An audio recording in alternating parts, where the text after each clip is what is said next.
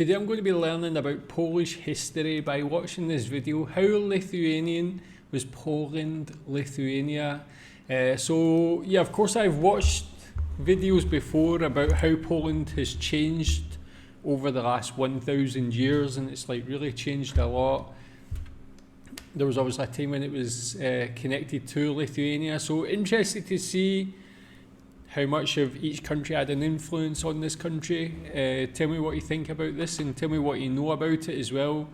And if there's any other good Polish history videos, please recommend them too. When discussing the Polish-Lithuanian Commonwealth, it's common to use Poland as a shorthand for it. Part of this is out of ease, but part of it is also because common imagery from Poland Lithuania is overwhelmingly associated with Poland. The winged hussars? Polish. The Liberum Veto? Polish. Getting carved up by your Russian and German speaking neighbours? Polish. This raises the question, just how Lithuanian was the Polish? Oh my god, that was like quite strong there, but yeah, I guess that's what happened. But yeah, I didn't know the winged hussars were during the Poland-Lithuania Commonwealth, so that's interesting actually.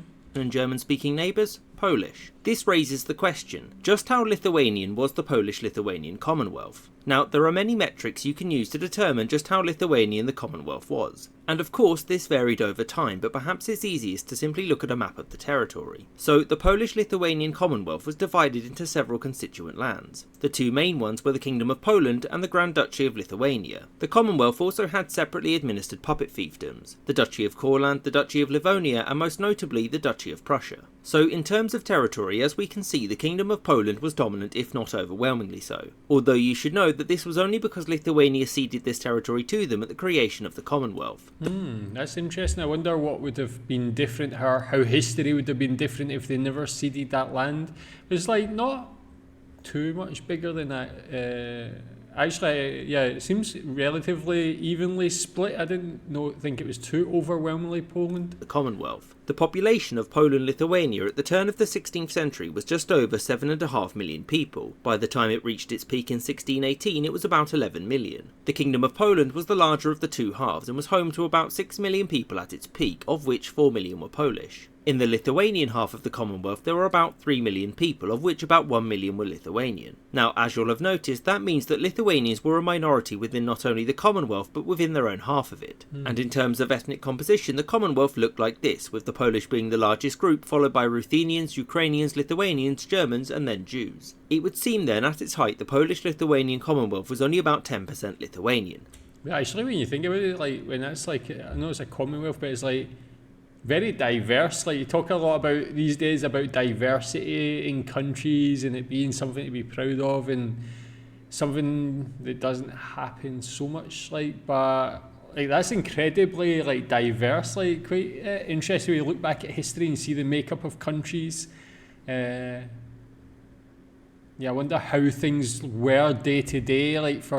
Was there conflict between the groups? Did they all get on well? But this doesn't answer the question fully, since surely the Lithuanians were overrepresented in the ruling and wealthy classes, right? Well, sort of. Let's look at language. Polish was an official language of the Commonwealth, along with German, Latin, Hebrew, and of course, Lithuanian. Oh wait, no, Lithuanian wasn't actually an official language, that was Ruthenian. In fact, none of the rulers of the Polish-Lithuanian Commonwealth had spoken Lithuanian for over 100 years at this point. So Lithuanians were overrepresented in the nobility and the merchant classes, but since the Union had begun, they were increasingly sidelined. In fact, much of the Grand Duchy of Lithuania was subject to Polonization, that is, being made to become Polish culturally, and Lithuanians largely weren't seen as equals. This was made worse by the fact that the Grand Duchy took on the administrative methods of the Polish kingdom, and that there were many in Lithuania that embraced the Polish way of doing things. In importance, Vilnius, the capital of the Grand Duchy, was seen as secondary to the Polish capital Krakow. Young Lithuanian nobles would learn Polish, marry into Polish families, and disregard their old way of life in order to better their social standing. That's not to say that all Lithuanians embraced this. The Grand Duchy was still a separate legal entity, and the Lithuanians had their own military units too. Units from the Grand Duchy made up about a third of the Commonwealth's military strength, and Lithuanians as well as Poles led troops into battle. And whilst there were Lithuanians within the famed winged hussars, they were overwhelmingly Polish. As such, it can safely be said that despite being a whole half of the Polish-Lithuanian Commonwealth, the Commonwealth wasn't all too Lithuanian. At its height, Lithuanians made up roughly a tenth of the Commonwealth's population, and over time the Lithuanian lands became ever more sidelined by its governing authorities. All of this combined with the Polish half holding the superior royal title, hosting the capital, being much more urbanised and being home to the world-famous winged hussars, it's unsurprising that we associate the Commonwealth with Poland, and in fact, this view is an accurate one.